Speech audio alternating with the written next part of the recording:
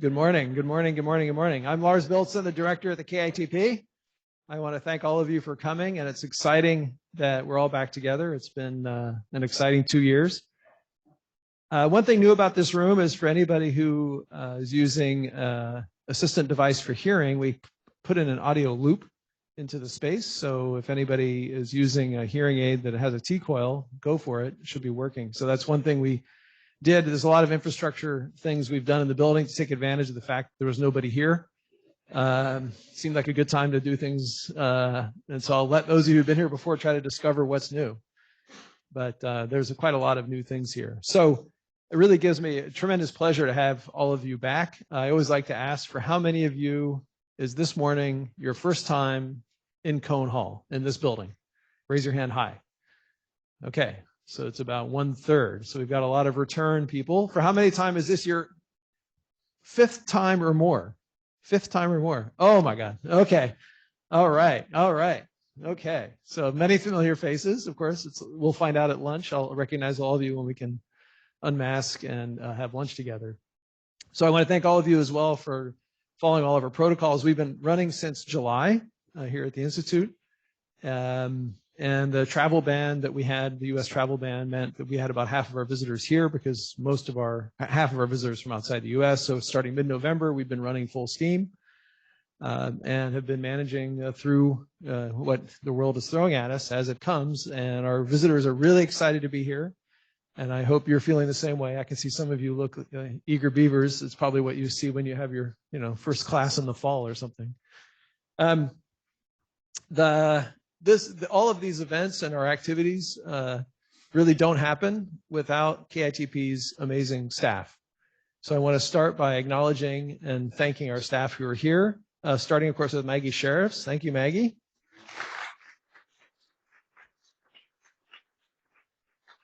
Many of you know Maggie has sort of really taken on the responsibility of being the ringleader for teachers' conferences every year. So I'm going to hand this over to her in a minute.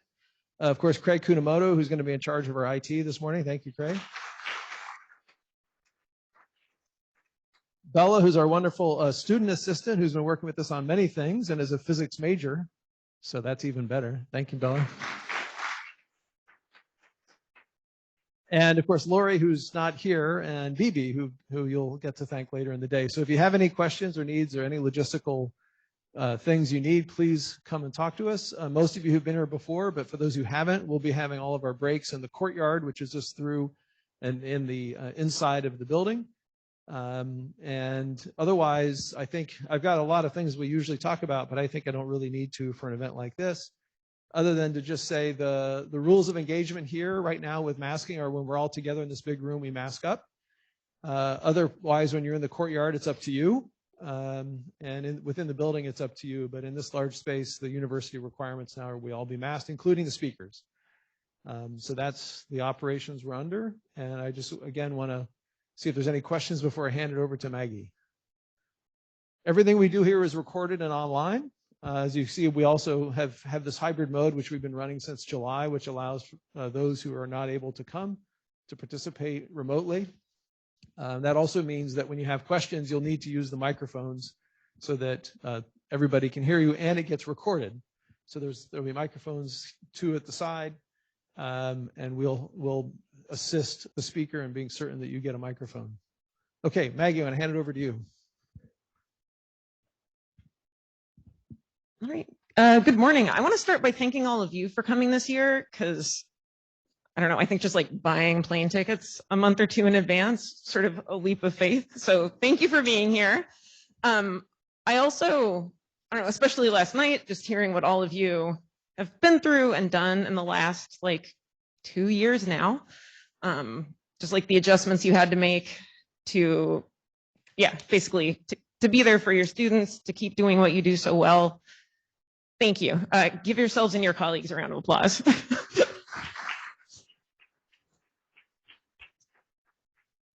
All right, so I wanted to tell you about a research project that KITP has gotten involved in and that I'm hoping you will get involved in today. So basically, by a series of chance events and personal connections, about a year and a half ago, I was interviewed by a physics education researcher from Michigan State. Her name is Dena Azadi. Raise your hand if you've heard the phrase informal physics education. Cool. All right. Well, all of you, I consider formal physics educators. That means in the classroom.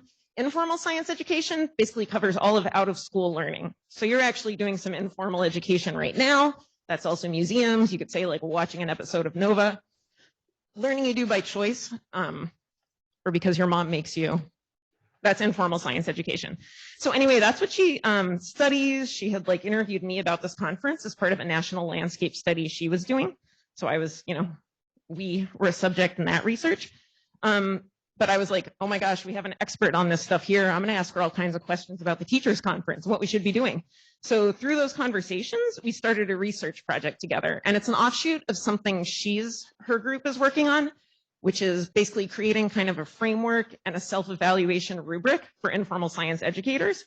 Not every institution is like, provides the resources to have somebody like me around doing evaluation all the time. So how can informal physics educators evaluate their own programs?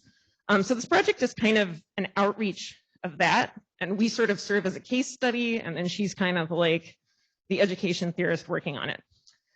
So, right.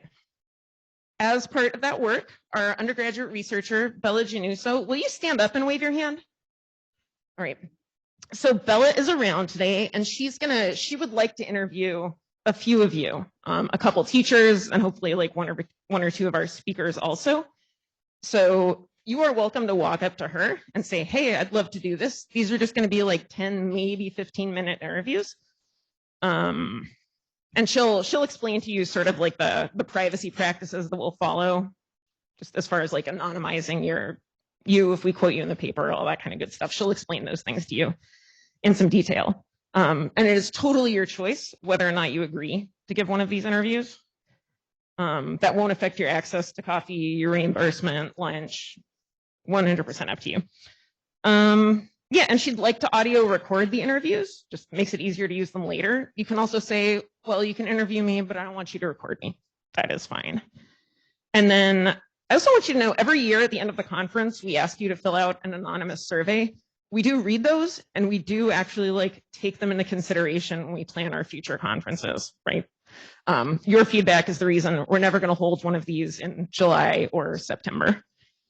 So also those surveys are like fully anonymous. That'll become part of the study. So I ask you to fill that out at the end of the day. We'll just leave one on your seat. You can fill it out, drop it in the box as you leave the building. That is all I have to say about that. Yeah, feel free to approach Bella yourself if you have questions about the work or about the life of a physics major at UCSB. And then I have a couple of questions for you. Can you raise your hand if you plan on going to the AAPT meeting this summer? All right, I'm gonna approach you with an exciting opportunity. Yeah, okay. So with that, I am going to introduce the coordinator of today's conference, Martha Constantinou. She is an assistant professor at Temple University. She's done a lot of work already to put together a really great roster of speakers. And yeah, with that, I'm gonna let you take it away.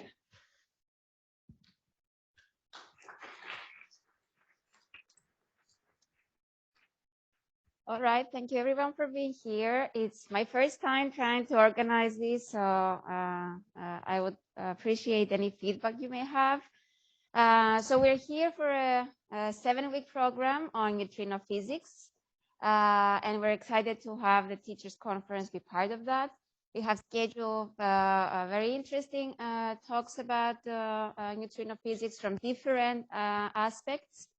And our goal is to tell you what is really hot about this field. But a long-term goal of science is to convince taxpayers to keep funding research. So we really value your help. You are educating the next generation of people and scientists, and it's very important to convey the message that science is very important, even if at the present time is just for understanding how things work around us and have